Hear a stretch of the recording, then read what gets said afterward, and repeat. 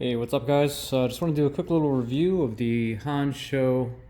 I guess they're Chinese, but halfway decent running boards for my Rivian R1S. They also make an R1T version. Same thing. Obviously, they say R1T instead of R1S on them. I just got these installed.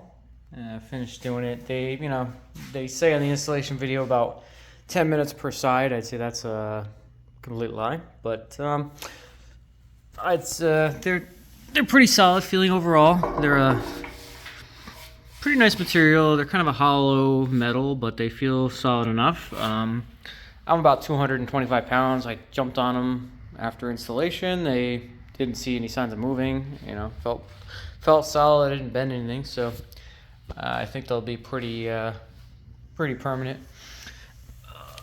I'm just gonna show you a couple things underneath here. One thing I was a little bit disappointed about on the brackets, a couple of the brackets, actually one on each side. No matter how I tried, there just was one on each side that you could not possibly do two bolts. So if you see here, this front bolt here, and the one in the back, that's how it's supposed to be, where it attaches to the frame of the vehicle. There is a spot on each. Looks like that's the two there. Yeah, so if you look on this one, it's actually only attached, I think, on this one, on the one. So it would not, the way the bracket was fitted, it just would not attach to the rear mounting point while attaching to the front. So yeah, I could return it. I felt like the front one was strong enough. It's a huge bolt. With the other two being fully attached, and then the other one just being with the one bolt, the large bolt, I think it's going to be fine. But it's something to keep in mind. I'm not sure if the other kits would have the brackets to fit correctly with both the front and the back bolts.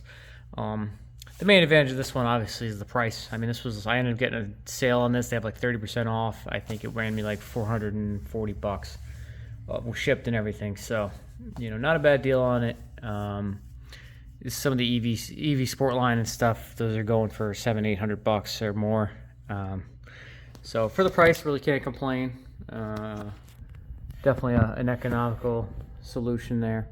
The other thing I'll note, and this is not just for this one, but for all the running boards, I've seen some guys saying they're having a really hard time getting these bolts out here, these front ones. I can't see what I'm talking about.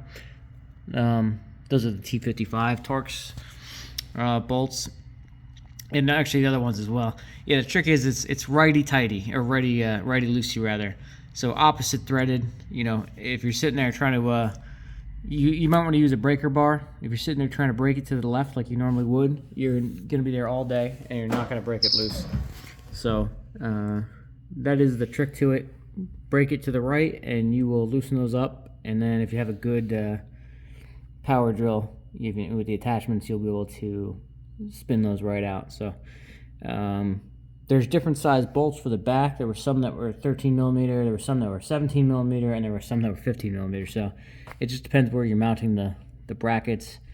For this particular kit, if you look underneath here,